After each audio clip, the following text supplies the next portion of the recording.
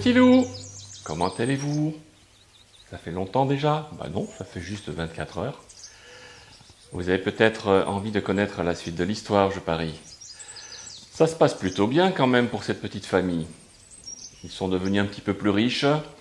Victor a gagné ses heures de gloire. Il se sent tout fier, comme Superman.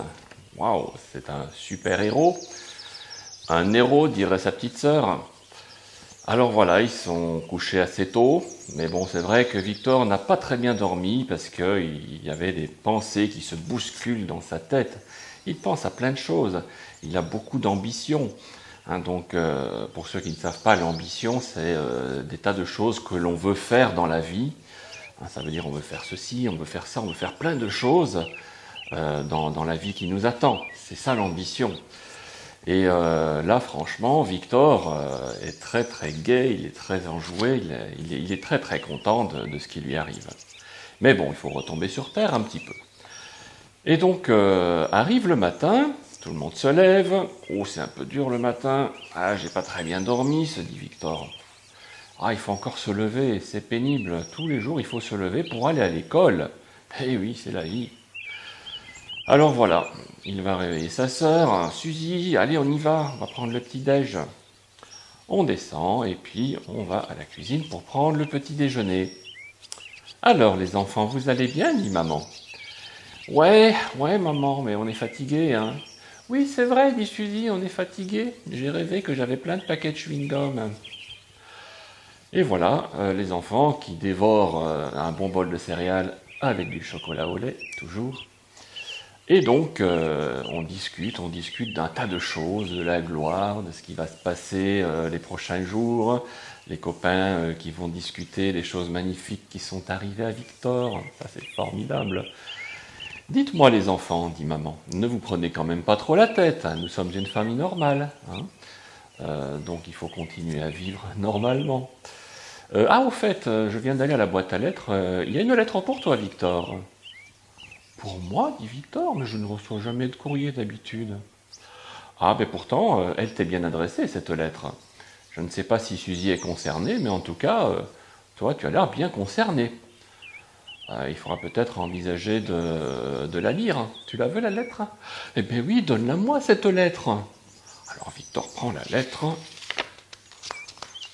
Il se demande qui peut lui écrire. Qui peut s'être? Et il commence à lire tout haut. Bonjour Victor. Il y avait un bon moment que je voulais t'écrire. J'ai eu pas mal de soucis dernièrement, donc je n'avais pas eu le temps de te contacter. En plus, ma mère avait pas mal de soucis de santé. On ne peut pas tout faire à la fois, j'espère que tu comprendras. Mais j'espère que je pourrai t'en dire un peu plus quand je viendrai te voir. Je passerai le jeudi 27 septembre vers 17 heures. À très bientôt, mon ami. C'est pas signé. C'est pas signé, dit Victor. Ah bon, tu es sûr, dit maman. Alors maman vérifie. Oui, d'accord, non, effectivement, on ne sait pas qui c'est. Ah ça, c'est plutôt étonnant. Et en plus, il est écrit qu'il viendra ce soir, à 17 heures. Ah là, vraiment, dit maman, je ne vois pas qui c'est. Tu n'as pas la moindre idée. Tu ne reconnais pas l'écriture? Ben non, dit Victor, je ne sais pas, je ne connais pas du tout cette écriture. Là, j'ai beau regarder, non, je ne sais pas qui peut m'écrire, je ne reconnais pas. C'est tout de même étonnant. Quelqu'un qui écrit comme si c'était un super pote, un bon ami, et qui ne prend pas la peine de signer, ni même de dire qui il est. C'est quand même étonnant.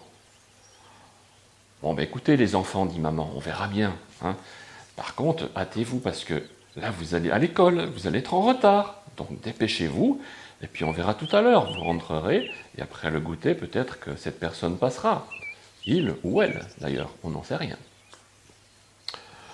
Alors voilà, ben les enfants partent vite à l'école, évidemment, se perdent en conjoncture, et bon, ils se disent, mais qu'est-ce qui a pu se passer? C'est quoi cette lettre? Qui est-ce qui va venir, se dit Victor. Mais c'est sûrement un pote à toi, dit Suzy. On ne sait jamais, on verra bien. De toute façon, hein, tu verras, quand il frappera à la porte, tu vas le reconnaître, c'est sûr. Ah oui, mais bon, il y a quand même pas longtemps qu'on habite dans le quartier, donc je connais pas encore grand monde, se dit Victor. Je ne vois vraiment pas qui peut vouloir venir me voir. Arrive la fin de la journée, fin des cours, les enfants rentrent de l'école à la maison.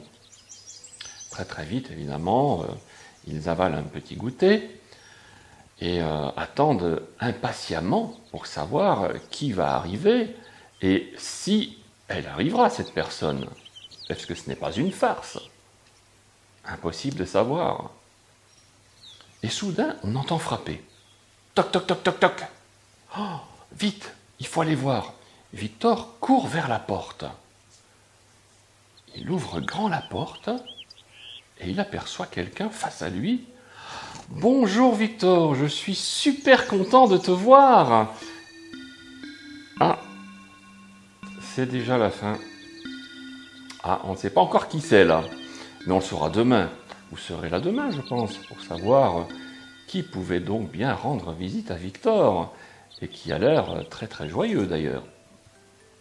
Vous voyez pas qui c'est? Moi je ne vois pas non plus.